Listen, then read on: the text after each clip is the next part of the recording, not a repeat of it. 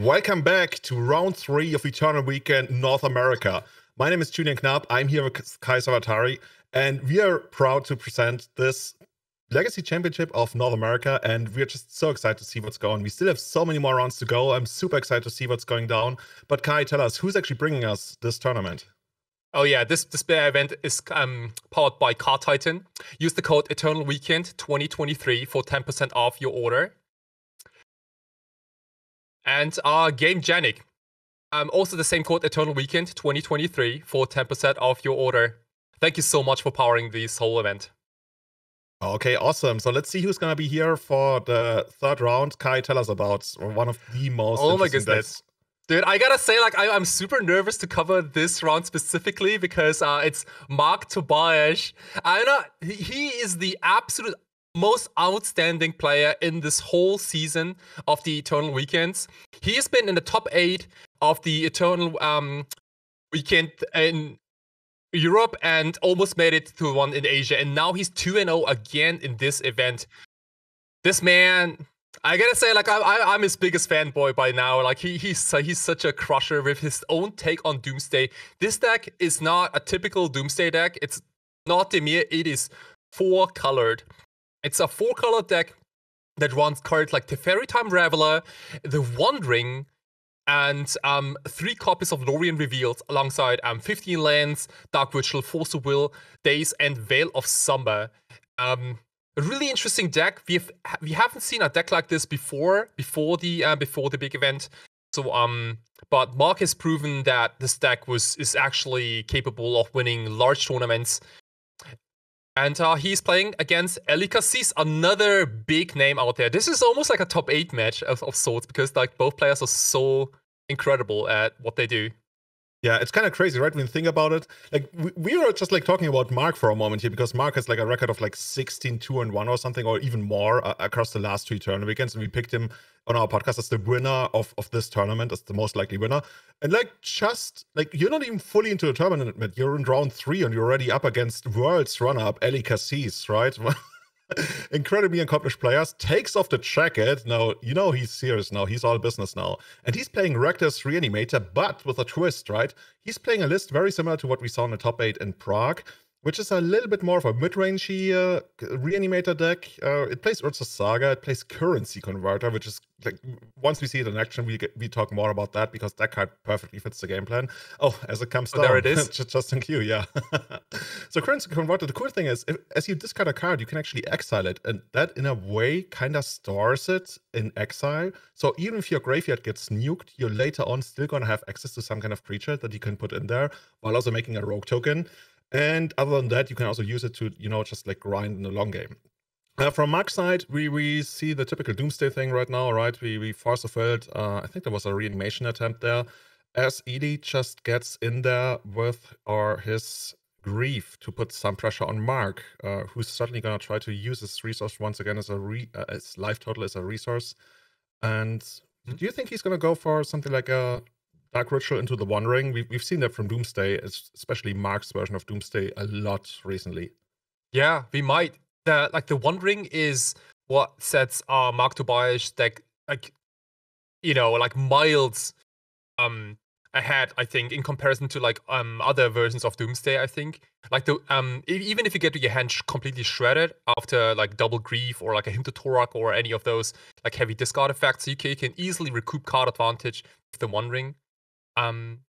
It's really nice. Like alongside 3 copies of Veil of Summer already in the main deck, there's a 4-1 in the sideboard. So Mark came prepared. Mark came prepared for Griefs. He came prepared for Orcish Bowmasters. And maybe we can see that in action here in this round. Yeah, I noticed you quite often mention the presence of 3 Veil of Summer, right? As a Doomsday player, you must love the card, even though it's kind of like not in your colors. But that's certainly the kind of card that as a Doomsday player you would just like love to see. And Mark, like, he's not afraid. You said he's playing 4 colors, so I guess the 4th color is white for Swords to Plowshares, and I think he had Teferi Time Raveler. So like bad mana base, never heard of it. I can cast all of my spells. I gotta say, like, sometimes the mana base is like just like so stretched. Like sometimes you end up with Tropical Island Tundra, and you're like, oh yeah, I'm still supposed to cast this black sorcery somehow. Yeah. I guess that's where Dark Ritual comes to play. It's almost like we often talk about as of Doomsday as a one-card combo, but in a mana base where your lands are so like especially your color requirements are so all over the place, it almost becomes a two-card combo, Dark Ritual and Doomsday. Mm-hmm. Right now, Ely just sitting there, putting on pressure. Witch Saga is about to ultimate. I'm not sure if a deck like Reanimator can actually afford to have. Yeah, there's no way for him to attack Mark's graveyard off of the ultimate of Urza Saga. I guess he's gonna get a second currency converter, like literally, Mm-hmm. which is only gonna do so much for you, really. But he's got a pretty strong offense there, and as Mark's life total drops lower and lower, maybe he's gonna try to set up some. Oh well, not a Oh, Murph to wow. block, but I guess we do what we have to. How many copies of it does he have?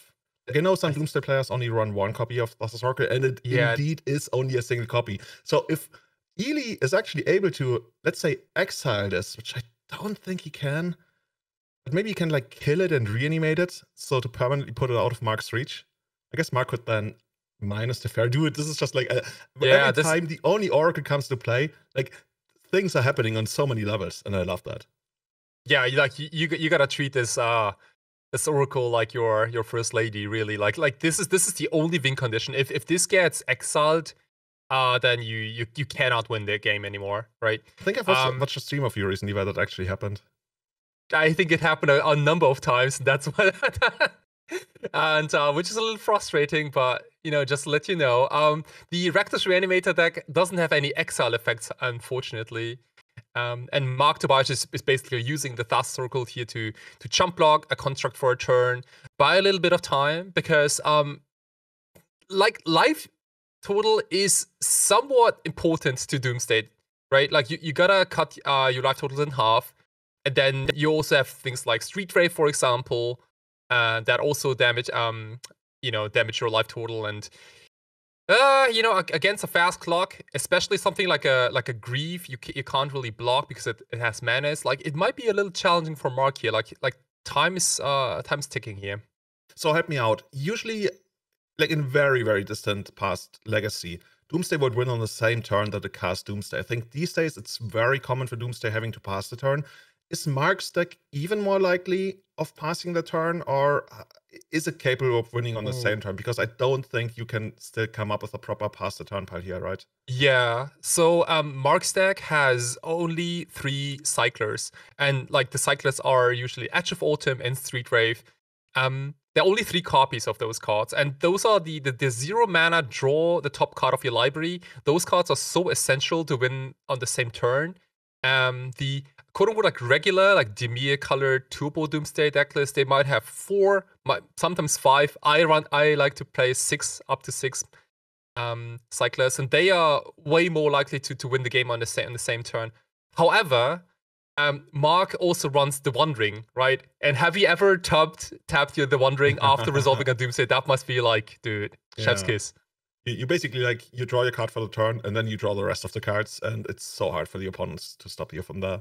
Exactly. But yeah, I think at this point you would literally need the Wandering this turn, right? Mark doesn't see a ring. It's probably gonna be a quick shuffle. Yeah, he's got Weight of Summer, Doomsday, but nothing else. Mark needs like a Dark Ritual first of all, like some way to cast this Doomsday at this turn, and he needs either a Cycler and 1 mana, or he needs like a Brainstorm maybe to follow up. just like what the doctor ordered, as we rip Brainstorm from the top, but at this point, with no shuffle effect available, it's gonna be a tough one, right? Like yeah, Mark is trying to figure this out. I think Mark is a little choked on mana here. Like the constructs, the Grief, like that's already lethal damage. Easily, right? But if there's one guy who can do it, it's certainly Mark Tobias, who almost top 8'd both Eternal Weekends. He was actually sitting at 8-0 at Eternal Weekend Japan, almost into top 8, then barely missed out. And I think we talked about this earlier. Kai and I, we both picked him to win this tournament as the most likely player to take it down. He's been flying around the world, by the way. That's quite the drain on you, right? If you play like these super tough tournaments, like 10 rounds, 11 rounds, this is something else. There might not be a lot of people who have played this amount of Doomsday in such amount of time. Right. Yeah. You see like a little like shrug. All right. He like Mark was looking for a Dark Ritual and I think like a Cycler here. Didn't find those cards. The medium-sized constructs just took it down. And that's exactly what I meant earlier, right? Like by how vulnerable Doomsday is to regular beatdown. It can be as simple as that. Yeah. So looking at the sideboards right now, from let's start with Ely's side. I think that's rather straightforward. I definitely like the Blood Moons, and I like 2 copies of Blood Moon, 1 copy of Makers of the Moon. That already works pretty well against like blue-black Doomsday. Now that this is 4-color Doomsday, those are definitely gonna come in. Other than that, maybe Needle, because the deck Pithing Needle, because the deck is so reliant on the One Ring. And then depending on what you want to take out, there's a Surgical Extraction that can sometimes screw up the Doomsday pile, but then again, against I want to say against the One Ring, it sometimes literally doesn't matter. Like, you draw everything else anyway. Yeah, that's a good point. Yeah, you can also like Pithing Needle like a random Street Grave if you want to. Dude, that has won games like every now and then, especially if you name like Edge of Autumn and they're on a low life total and they can't like double Street Wraith or something and are dependent on the edge. Yeah. So from Mark's side, what do we see here? I think there was a Cavern of Souls that came out. What else is there? Like Mark's definitely interested in boarding in the 4th copy of Veil of Summer, as Ela is mainly like a black deck. We see a card in the sideboard that we didn't see in the previous Eternal Weekend events, which is the 4th copy of the One Ring. This is like something completely new, specifically for this event. I'm interested to see that. I might like we might see this card, right? Like, because after like a Grief, like the One Ring is actually one of the cards you definitely want to resolve, and you don't have to worry about counter magic. But other than that, I don't know. Like, there are not that many cards. Like a Force of Negation is like kind of so. Swords of Plowshares, like all those cards are like really. I don't even know if you want to bring them in, because there are not many cards you want to actively board out here. You know what Ely's doing is the one thing that's always so annoying to play against on a strategic level. On one hand, you want to attack the Reanimator plan, because Reanimator is really powerful, right? It can knock you out in the 1st or 2nd turn. But at the same time, because he's got such a pronounced mid-range plan, you don't want to overcommit to try and fight the Reanimator plan, which Mark can't really do anyway, but he might do something like bringing in 4th of Negations, maybe Thoughtseizes on the play, and of course the Veil of Summer and the One Ring you mentioned. So I think he's got a decent sideboard, but nothing where he could go too crazy, right? I don't even claim to know what I would side out here. We will certainly see. I think we saw 1 Street Wraith go or something like that, and right now he's just passing a turn, got Swords of Plowshares up. And that's like an interesting point, yeah. Like, there was a Dark Ritual here, and Mark does have a Daze in his hand. Didn't Daze a Dark Ritual. Hopefully this doesn't bite him. Okay. And now that Eli has not done something like, Thoughtseize or Grief, you kind of know that he's gonna commit to something, and you hope it's gonna be, let's say, Exhume, Animate Dead, what have you. He's got 2 copies of Animate Dead. He's got no copies of Exhume, is that correct? Okay, interesting. So that might be Animate Dead, yeah. And if there is a Daze, Mark is super happy, right? Oh my goodness. Oh, okay, but it's, you don't even care. It's even better. You just like, okay, discard a card and then take it out with Swords. Okay, yeah, I got like really mixed feeling about this. Like, on the one hand, I think Mark was really trying to get the Reanimation spell with the Daze, but it is Reanimate. You're right. Yeah, it was actually the card Reanimate. Yeah. So the Archon, that's perfectly fine, right? Right. I guess the good news is that it's not like a Gristlebrand, for example, and like didn't draw like 14 cards immediately. It was quote unquote just an Archon of Cruelty. And we had the Swords of Plowshare, so yeah, you know what I'm saying, right? Because I'm saying, even if it was an Animate Dead, I think I wouldn't even have dazed it.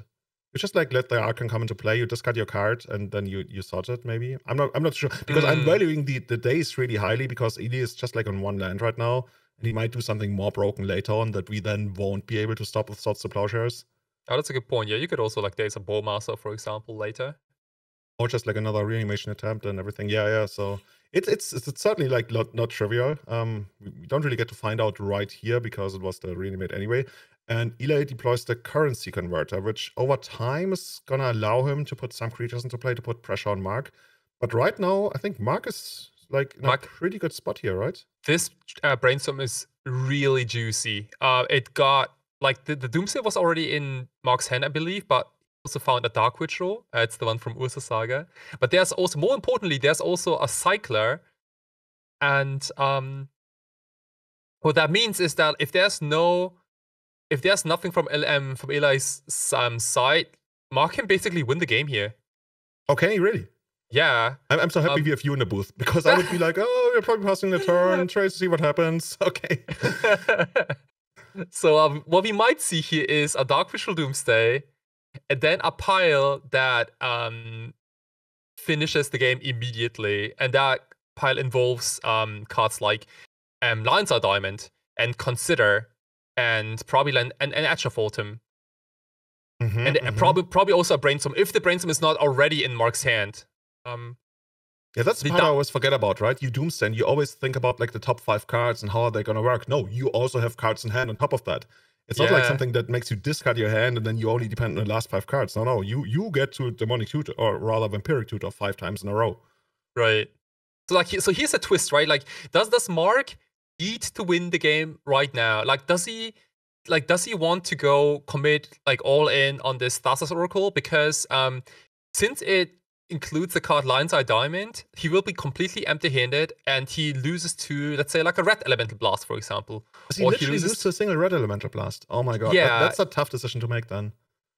Exactly. So like this is like a lot of where like reading the metagame, reading like the deck list, like really pays off, right? Like there can still be an Orcish Bowmaster, even though Eli didn't play it in response to the Brainstorm.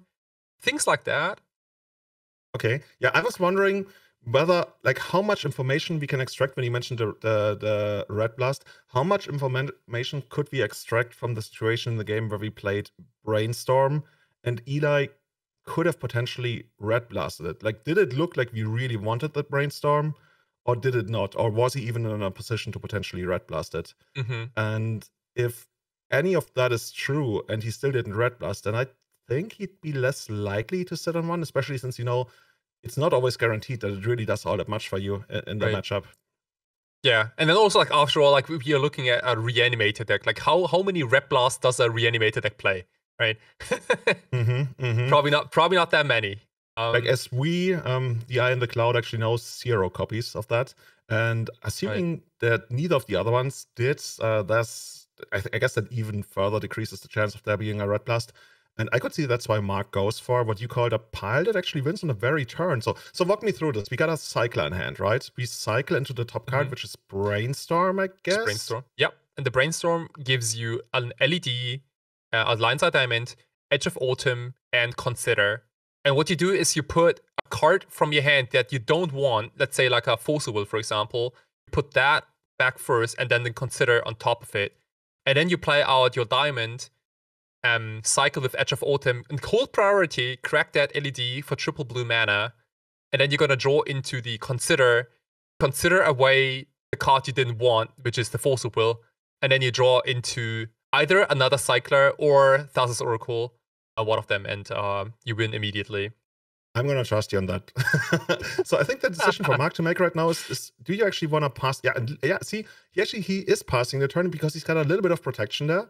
So he's like, you know, maybe I can get Eli to do something on his turn, and then I can cash in my Force and my Daze, and that would trade with something that would have otherwise potentially stopped me when going all in. Yeah, I think he's just like feeling pretty safe to pass the turn, and maybe he even set it up in a way where he doesn't need to rely on an LED line, right? Maybe he gets to a point where if he untaps next turn, he doesn't need to use LED. Yeah, that's a fair point. Like the last 2 cards in his hand are Daze and Force of Will, I believe. So like it's not like he's also under 0 pressure. He's not under any pressure. He has counter magic in hand. Like he's not at this point. He's not really worried about anything, and he has the top of his library like set up and everything, right? Like so, Eli has to make a move first, and if they want to play draw and go for a couple of turns, then I think Mark is totally okay with this. So what's the? Oh yeah, see, this is. I was gonna say like, what's the most devastating thing Eli could do, and that would certainly be to double spell, and especially if the first spell is a thought seize.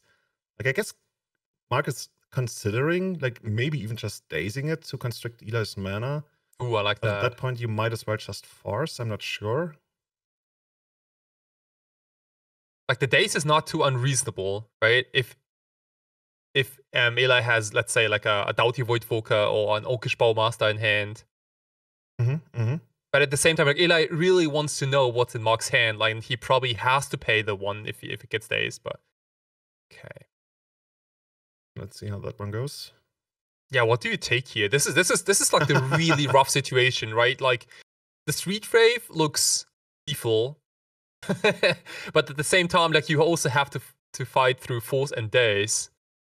And imagine if the top card of your of Mark's library is another blue card. That might be another blue card for Forcible, right? Like so, even if you take the daze, it's not lights out. Yeah, I think you take the Cycler. Actually, I see. As I This say is this, such- like immediately, dude, like this is see such a thousand scenarios where you don't want to take the Cycler. Oh, Yeah. I mean, this is like why you don't want to play against Doomsday sometimes, because like it puts you in your situations like this where like yeah. This is what you call like Ely being between a rock and a hard place. yeah. Pick your poison. And look at the stone face killer on the left side, by the way. Look at this. Yeah. So it's like as a Doomsday player myself, I would probably be most annoyed if the hard counter, so in this case a Forcible, was taken. Okay, yeah. Because then you think something really broken could happen, right? Exactly. The Street Wraith looks really powerful, but Mark probably made a pilot that doesn't rely on Street Wraith as much. So at this point, Ely is looking for. I guess we found Entomb, we found Dark Ritual. Interesting though, I guess if you have another land drop, I'm not too sure about that. We might not be able to resolve the Dark Ritual against the daze. But he's also got free discard in the form of Grief, which he might take here. But no matter what he does, he still needs a clock. He's got a clock in Atraxa, but it might just be too slow because the top of the deck of Mark, that's the one thing you can't fight with this card. Yeah, very true. The top of Mark's deck could also be as simple as another Street Wraith and Edge of Autumn into Thassa's Oracle. You don't have to necessarily finish your whole pile, right? I see what you're saying. Like you leave like 2 cards left in the library, and the Devotion is gonna take care of that. Yeah, and if that's the case, then Ela can basically mind twist Mark entirely, and it will not matter because Mark has the mana on the field for Thassa's Oracle, and all he needs is like 2 Cyclers, which might be the 2 cards on top. I don't know. What we know is that the top card of the deck is probably not a blue card, or not a Forcible, rather. Oh, because he could have cycled into it, you're saying, right? Yeah, he could have done that. Okay, so this is now interesting. At this point, I think if I was Ely, I would grab the Exile of Mark and trying to figure out how many Cyclers are in there. So, if you're saying is even taking out Mark's entire hand is not going to win you the game, then that Pithing Needle has to carry, and it has to carry really hard, right? Yeah, totally. Man. It's also kind of tricky, right? If you play... Oh, okay, so check this out. So if you play Needle, assuming it resolves, I'm still not sure whether we have another land drop, then Mark is heavily incentivized to cycle, but at that point, you could then once again play a discard spell. But Ely is doing it the other way around, right? He's going for the discard spell first, and then might Needle. And that leads me to believe that we might not have a land drop available anymore. We'll see. Yeah, we're taking the Cycler. Sure, I think I like that. Okay. Oh, and Reanimate something. Well, this guy doesn't make sense, right? Okay, cool. Dude, Mark looked like he's pretty confident that he's got the win next turn. I might be very bad at reading him. Like, we shall see. We shall see. I think he would have conceded if he knew that he... Whoa, okay. Oh, no. Oh, no. Okay. Oh, my goodness. That's unfortunate. But did he actually have another land on top, from what I've seen?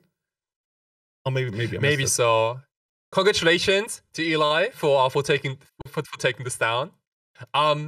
It's a really like dynamic matchup, right? Like the Doomsday deck versus a Reanimator deck. In which is like a half Reanimator, half Scam deck. So I think it was kind of difficult for both decks to sideboard versus the other, because Mark Tobias' deck, Doomsday deck, was not a regular Doomsday deck. It was like a Teferi Time Traveler, the Wandering Doomsday deck. And then Ilekasi's deck was like half Scam, half Reanimator. But yeah, really Awesome. swingy. Awesome. And now we're going to bring you a lot more Magic. We're going to go to the backup match. Let's see who's playing in there. We got Mika Genmerel against Brian Cotton. This is what we call Cradle Control up against, a classic, recently returned to format, Cephalid Breakfast. Oh, let's go. Kai, help us out. Why is the deck called Cephalid Breakfast? So it's called Cephalid Breakfast because of the card Cephalid Illusionist. It is one of the 2 combo pieces in that deck. It's usually Esper colored, sometimes Azorius, but basically what it does, it's a 2-mana 1/1, and whenever it gets targeted, you mill the top 3 cards. And basically it is another Thassa's Oracle deck, kind of similar to the Doomsday deck, except that you do a little bit of like fair stuff in addition, like Ursa Saga constructs, maybe a Stoneforge Mystic, maybe some Teferis. And that's basically 2 schools of thought how to build this, right? A very aggressive, not even necessarily all-in, but a lot more combo-focused version of the deck that plays something like, let's say, Orm's Chant, which I think, and it's present in this one. There's 2 copies of Orm's Chant, and I think that's the most successful version of the deck recently. It also plays 2 copies of Step Through, which allows you to tutor for your Oracle of Thassa's Oracle, so you might even be insulated against any kind of graveyard hate. On the other side of the board, we got Mika, and Mika is playing the basically new school variant of what we used to call Elves, now called Cradle Control, and that's a very much more mid-ranged focused version of Elves. It doesn't play Glimpse of Nature anymore. It still has the unfair option of going Natural Order, so it kind of sits in that sweet spot, and it's interesting, right? Last match, we talked about how some decks, they try to like push the needle on not necessarily being combo, but more like mid-rangey, so sideboarding and strategy and everything gets awkward. And that's very much the case for Cradle Control as well, right? You trade some combo potential for more mid-range staying power. And seeing that Elfish Reclaimer's coming down the first one, that's basically the best creature in the deck, and certainly the kind of start you want to see. Yeah, totally. So for this matchup in particular, Reclaimer is such a key piece for Mika, because Brian's deck, the Cephalid Breakfast deck, it operates the combo fully, mostly from the graveyard, right? You mill your whole library, and then you cast a Dread Return targeting your Thassa's Oracle, which is in your graveyard. Now, this Elfish Reclaimer can, if it's active, it can also get Bojuka Bark to nuke the graveyard. So Reclaimer, one of the best things that can happen for Mika in this matchup here. If he knows what he's up against, I guess at this point, it's kind of giving it away now that you've seen the Ursa Saga, right? You don't. I mean, there's a rare. Okay, Shuko. Okay, Shuko gives it away entirely. That's this one of the potential 2 combo pieces that pair up with Cephalid Illusionist that allow you to target your own creature multiple times a turn. This one slightly different from Nomad's Encore because this one can only be activated at sorcery speed. So even if both are in play, the Cephalid Illusionist and the Shuko, the opponent can still try to interact with instant speed removal. Whereas with Nomads and Core, you can't really stop it once both have. And like the Brian is going to be free to mill his entire graveyard. From Micah's side, usually they play a couple of Endurances. In his case, he's playing 4 copies of Endurance. Do we see any of those in hand? We see a Fiend Artisan, which can eventually try to find some Hate Bears. His hand looks pretty fair right now. I guess the most unfair thing you want to do is try to find Cradle at some point to really take advantage of all the mana the deck is capable of producing. But right now, I kind of like Brian's side. What about you, Kai? Yeah, I think the matchup is, generally speaking, the matchup is in Brian's favor. Like Cephalid Breakfast, especially game number 1, should be a little ahead, just because like how quickly they can basically execute the combo out of nowhere, while also threatening like Stoneforge Mystic, Caldera Complete, Ursa Saga stuff. The Cradle Control is a little slower than that, has a lot of toolbox ish applications to it. Like there can be like a Grist, for example, or a Collector Oof to stop Shuko. Maybe like an Endurance. or even like a opposition agent main board. Like the list of things you can run in the toolbox decks is kind of endless. Yeah, And there's not too much really going on here in the main deck. I guess there's a collector oof that you already mentioned that can stop the Shuko kill, so that's something we are certainly building towards from Micah's side of the board, given that he doesn't really have too much going on. I think that's his mid-range goal right now to make it all the way into oof, so at least you're not losing to a potential combo kill of the Shuko. Other than that, you can try Endurance, but Endurance, when you think about it, in a lot of situations, it doesn't really stop the combo, right? Does it? no, it really doesn't. Just because, well, because Endurance doesn't exile the cards from the graveyard, it just shuffles them back under the library, and then Brian can go like, well, I guess I'm gonna do it all again. Yeah. That was certainly me. Like the very first time I played against this net Endurance, I was like, come at me. I got Graveyard Hate. Actually, yeah, I got Graveyard Hate, but it didn't matter. We just like go back and do the whole thing once again. And this is the combo, ladies and gentlemen. This is the Syphilid Breakfast combo. We got the Syphilid online. We got the Shuko, which has Equip 0. So we're gonna target the Syphilid as often as we want. And while we do so, we mill cards like Narcomoeba, which we should have like a couple of copies in the deck. And we also mill Cabal Therapy, Dread Return, and Thassa's Oracle. And we do this like basically probably like 20 times or so, yeah, until the whole library is in the graveyard. And there's the Cabal Therapy, because that is so important. Because if that one was actually in our hand, we wouldn't be able to cast it from the graveyard. In which case, that's the one scenario where Endurance actually does something, right? Because we force out the Endurance by activating or rather casting the Cabal Therapy. So the opponent is forced to Endurance, otherwise we're going to name Endurance. And with Endurance Gun, we can just go for it. I guess, let's say there's a world where... Now, there's not even a world where you have multiple Endurances, because Cabal Therapy is going to name Endurance either way. All right. Looks like Brian chose a deck including a couple of Dazes here. That's like all relevant information, right? Like if I was Mika, I would keep... Yeah, I would pay attention to every single card in the deck, because the Cephalic Breakfast deck don't necessarily look all the same.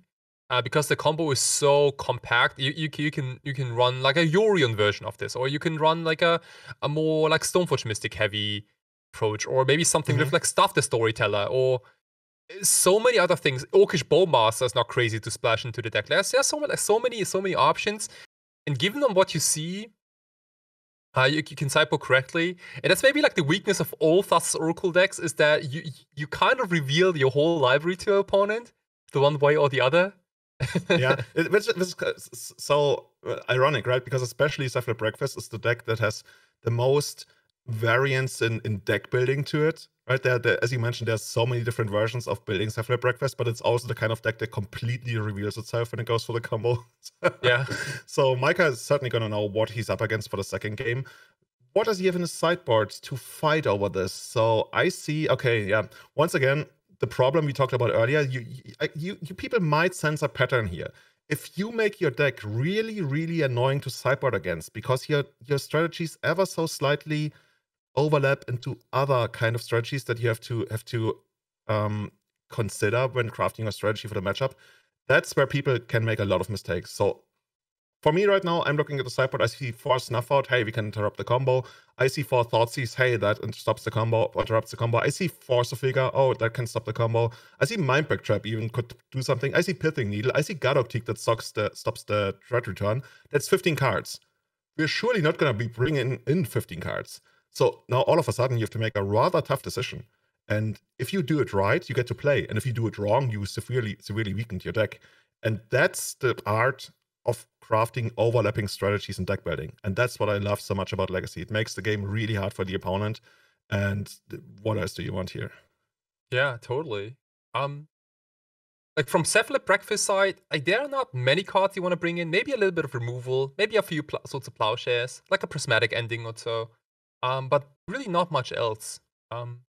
There's not really too much, because the Graveyard Hate that Elves puts forward, or Gaia's Cradle puts forward, it's not something you really fear because of the Endurance, right? And they rarely ever have like super dedicated other Graveyard Hate that you really care about. And if like worst comes to worst, you can still try to force a fill something out of it. I'm not too sure how great the situation for Cradle Control here is, as they still start out with Allosaurus Shepherd, so that at least is gonna stop a lot of the forceful and daze shenanigans that might be going on the other side of the board. Brian setting up with a Ponder, passing a turn back again. And now this is, yeah, okay, this is basically where you want to play a 1-drop into a 2-drop, but we don't have that luxury available. You still find a Fiend Artisan. Good card. Yeah. Good pickup. All right. Get in for 1 damage. Chip in for 1. Yeah, that feat cannot be countered, can't be dazed. All the And spells this is also are... like basically a spot where you make a mental note. You already rule out any 1-drops in Mika's hand. You already know Mika doesn't have any 1-drop, at least green creature 1-drops. So this is, like, as you try to understand what's going on in the matchup, what is the opponent threatening, all of a sudden it's a lot more likely that he has, like, I don't know, let's say Natural Order, which could be a problem. And we go straight into Swords on the best creature here. Yeah, let's place our Swords to Plowshares on that Feed Artisan. It's completely covered up, right? It's completely covered. You're a farmer now. He's ready to go. Yeah, dude. I don't know if I want a Fiend Artisan working on my farm, but I mean, you do you, Brian. Yeah. What is going on there? Okay, that was a crucial Swords to Plowshares. Like the Feed Artisan itself is quite annoying because it can grab something like an Orcish Bowmasters next turn, but you also basically stone rained your opponent because of the Gaia's Cradle. Now it's like a regular forest. By the way, Kai, don't you actually play these 2 decks? Like, everybody knows you play Doomsday, but I think these are the other 2 paper Legacy decks that you own, right? Yeah, these are the other 2 decks, and I like both of them, but I've never played against my own decks, you know, like, so... I mean, let's see if this is actually true what I predicted. Mika doesn't have another 1-drop. I guess he could have drawn one, but it looks like he actually drew Krata of Behemoth, which is unfortunate. Should he actually be holding a Natural Order, then he might want to do something, right? Like, I don't know, fetch, Dryad Arbor, eventually set up a rather quick kill. But his hand could be actually severely clunky. Like, I'm not even sure what this could be. Okay, at least 1-drop. There's a Reclaimer. Let's see what we're gonna do with the last 2 mana. Just getting in there for 1 more damage, taking him down to Brian, that is, down to 18. If I was Brian, I'd be terrified of something like a Natural Order. The Allosaurus Shepherd is, like, it doesn't do a lot now, but it threatens a Natural Order, which cannot be countered. Right? It might just happen next turn. But he's got the potential to do exactly 18 points of damage next turn if he has Natural Order, assuming that the Reclaimer is gonna be grown. I'm not seeing the full gravity here, but I assume that's probably gonna be the case. So if Brian's got nothing going on here and Mika has a Natural Order, he can fetch for Dryad Arbor here, then step, as he does. And we see Brian coming in clutch with another addition to the Cotton for... okay, Brian Cotton here taking Reclaimer out, working with the Fiend Artisan. And I mean, from Mika's side, you're okay, right? Brian has already, like, demonstrated that he doesn't have any kind of combo pieces. At least he didn't deploy them yet. Maybe he's... Kai, is that something that you do with Stuff Like Breakfast, where you basically sandbag the combo pieces and you try to run them both out on the same turn? You could, especially if you play against a deck that runs Orcish Bowmasters potentially. That's not a terrible thing to do. Right, like the worst thing is if you run out like a Cephalid Illusionist and then gets Bowmastered immediately, and I don't know, like, doesn't seem like a good spot though. I'm a little interested in the choice of the Swords to Plowshares. Like, so Brian didn't go after the Allosaurus Shepherd, but for the Reclaimer, right? Like, which is a clear sign that he probably doesn't have a counter. Right, because if he had a counter, you would probably want to Swords the Allosaurus Shepherd to counter a potential Natural Order. So, but now that we see the full hand of Mika, like, Mika's got a pretty grindy mid-range hand, and the Cephalid, the Cephalid Breakfast, this Krata of Behemoth to finish out the game. And he's not that far from actually eventually hardcasting Krata of Behemoth thanks to Gaia's Cradle. He's got the Once Upon a Time, which will probably net him another creature. And at that point, there's also a good chance that he can just, like, outright deploy the Endurance here at end of turn. I think that's actually what he's setting up for. That's also why the Dryad is not attacking. He's gonna go Endurance end of turn, most likely. He might. That's also... Wait, hold on. Isn't that 4 mana? 3, 4? So you could also, like, once upon a time into an Orcish Bowmaster, maybe at instant speed. I'm not sure if he There actually are, plays any Orcish Bowmasters though. I think he doesn't. Oh, there's 2 copies. Okay, so there's a way. Yeah, you're right. yeah, like it. Also, he like 4 mana is really nice if you want to card cast endurance, and pay 1 mana for the days, you know, stuff like that. Like Would you the even like want the to like pay the mana for the days? like these days in Legacy, it is just so scary to see your opponent having like a mana up, and especially in combination with black mana. Like that can mean so many things, right? It can be Orcish Bowmasters, it could be like Opposition Agent, or a once upon a time for something, a hard cost endurance. There's so many things that can happen. That's the beauty of Legacy, right? You always have to like work with incomplete information. I mean, that's I think one of the big reasons why Magic has been so successful for many decades as a game, that you always have to try to find the correct route with incomplete information that allows a lot of like people to hang in there. But at the same time, it makes it tough. And I mean, that's what we want to see, especially in the audience, right? We want to see tough decisions. We want to see people put to the test. Will you crumble under the pressure, or are you going to find your way? Because right now, Brian is still like doing the thing where you have such a hard time really grasping what his hand is like, what his position in the game is like. If I was sitting on Mika's hand, I had no idea whether I'm like close to death or Brian is just sitting there with a bunch of useless cards. By the way, can we talk about Lair of the Hydra for a moment? That's such a cool card. So that's a card. For those who don't know, you can pay X and a green, and then it turns into a green XX Hydra creature. And this is like one way to find additional business of Reclaimer. And I guess technically also from Once Upon a Time. And we could even see a scenario, like depending on how much mana we actually end up with, if we are short of casting Rakdos, we could still make a giant Lair of the Hydra and win the game in 2 swings. Yeah. All right. Okay. All right. So there is the Once Upon a Time.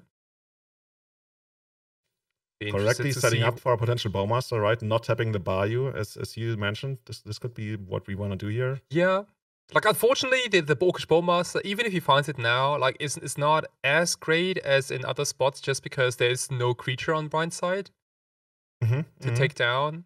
But even like just putting the 2 bodies, like that's the beauty of Cradle. Once again, just putting 2 bodies into play, that's gonna give you like, it's basically like rampant growth times 2, something like that. Oh yeah, assuming yeah. You find it. Assuming you find it at least. Definitely grow up a big Hydra here. No, at that point, I think we're once again looking into the Kratos podcast. So we couldn't find it. We found the Noble Hierarch, which is probably one of the least exciting cards you can find here. But there's also a world where we just go Cradle. Dude, like Cradle is just such a broken card. Can you imagine? We just like play a creature, go Cradle, probably win the game here. Then we find Thoughtseize. And now this is not only because you get to take a card, but also from a strategic level, all of a sudden it's just like so important for Mika to understand what's going on here, and Brian is denying that. And you know your Thoughtseize would have been really good if the opponent is willing to force a full it. If it's your one mana into Torach, kinda, you know your opponent really wants to hold on to the cards there. I mean, there's also like no other spell that you can counter because of that Allosaurus Shepherd, I guess. So you're saying you're willing to cash it out anyways? You're not keeping it to play around like a potential super and like surgical and stuff. I can see that, yeah. I think so. It's tough, man. Like the Souls of Plowshares have mostly been used for like early Reclaimers, and now we see like a big comeback from the Cradle Control side with like, you know, like relatively small beats now, but they can be like huge later. And there's still like the endurance with a pitch card in Mika's hand, so it's not like he's completely like shields down. And I think Mika actually has like 7 mana available right now, right? 1, 2, 3, 4, 5, 6, 7. Yeah, he's 1 mana away. Oh, this is not what you want to see. This is definitely not what you want to see. Orm's Chant. I remember like 20 years ago, that card was really big in Legacy, right? You remember when people played like Orm's Chant and Isochron Scepter? I think it was more of an extended thing, but some people did it in Legacy. Yeah, I was busy imprinting Fork into Isochron Scepter, so I didn't catch that. Are we talking about the green instant Fork? Yeah. Like I was 10 years old and didn't even know about a card called And you Orange had no Chant. friends probably because you did that. Like imprinting fork into Isoconceptor would have get you like basically expelled at my school. Oh yeah. But maybe we're getting like a real like rules check here on the Orange Chant. I don't know. But basically what it reads is opponent cannot target player can't cast spells this turn. And if it has if it's kicked, then they also can't attack. You already know what Mika's asking here, right? I'm pretty sure I know what Mika's asking. Yeah, Like, Mika's asking whether evoking endurance counts as casting or not. And unfortunately for him, the judge is gonna tell him yes, it is, and Orange Chant is gonna stop that. Yeah, that must be it because we know that he has endurance. So he's like, can I steal endurance if he goes first? I mean, he can endurance now. Yeah. It just doesn't do anything. If the judge told him that would be like rather unfortunate. Okay, Arms Chant resolves, and at that point, like Brian, the one thing Brian still cares about, and the one reason people play that card in their sideboard, sometimes over Surgical, is Fairy Macabre. Fairy Macabre is an activated ability that lets you discard the card from your hand and remove 2 cards from a graveyard. So that's one way Mika could still hang. And that's one thing Brian has to consider. So what Brian is hoping here is that he first mills the Cable Therapy and then the Oracle and the Dread Return, I would guess. Little does he know it doesn't really matter, but technically I guess that would be the order he would prefer to mill the cards. Mm-hmm. Boom. How +1, +2. How about some combo action? These were the last cards in Brian's hand. And as like Shuko, Nomad's Encore have a 0 mana ability, which is really important. And they always target the Cephalid Illusionist. Yeah, here comes the Jellyfish. This is like some kind of like ocean-themed deck when you think about it, right? You got this Merfolk. You got another Merfolk to win the game. Yeah. You got a Jellyfish. Yeah, this is the ultimate Ocean Lovers deck. I don't know how the Nomads and Core fit into in there. There's, I was gonna say, probably gonna retcon that some way. Yeah, maybe some rusty constructs. Yes. Okay. So at this point, Brian knows he has won the game. Mika, I don't know, like it's just simply showed his hand of like, you know, I did my homework. I got my stuff ready. It's just he was Cable Therapy, I believe. And most likely, Brian named a Fairy Macabre, saw that there's nothing. I think at this point, you can literally just like put your entire deck into a graveyard. And, like, you proposed a shortcut to put the Necromobers there. Yep. But yeah, playing it correctly, one by one, showing us all the exciting. By the way, there's so many exciting foils in there. I love all the old frame foils, especially. Oh, they look so beautiful. Okay, here comes another Jellyfish. Now we got 3 creatures that we can sacrifice to Dread Return. Now all that's left is Dread Return and Thassa's Oracle, and then we can take the very last card. Cool. Dread Return, Thassa's Oracle. Doomsday couldn't do it. Cephalid Breakfast certainly does in this round, and Brian Cotton takes the match against Mika Gemeral. Unless he decides to just like make another big creature, so just like this randomly big creature past the turn. And you said, right, you think the matchup is better for Cephalid Breakfast. It certainly showed here, especially the lack of graveyard hate that, or rather inadequate graveyard hate that Grail Control presented here, allowed Brian to take a rather smooth one, I want to say. Yeah, totally. Like, the Cradle Control deck, again, is not, like, has its own plan, right? It wants to go, like, Feed Artisan, Chris, Natural Order, and doesn't have that many slots for, let's say, like, spot removal, for example. Like, they have a couple of spot removal spells, but, like, not all of them. And, yeah, I like, the game can go either way. I think it was a little unfortunate that there was no Natural Order, maybe, to go grab, like, an Atraxa or, like, a Lethal Crater Behemoth, as you mentioned. Yeah, there weren't any like big fireworks, but we could almost get there. We will see. Maybe, you know, Grail Control, one of the most popular decks in the field today. I would certainly believe so. We'll be back in just a couple of minutes. Stay tuned as we come back for round 4 of Eternal Weekend North America Legacy Championships. My name is Julian Knapp. This is Kaiser Vatari, and we'll be back in a couple of minutes.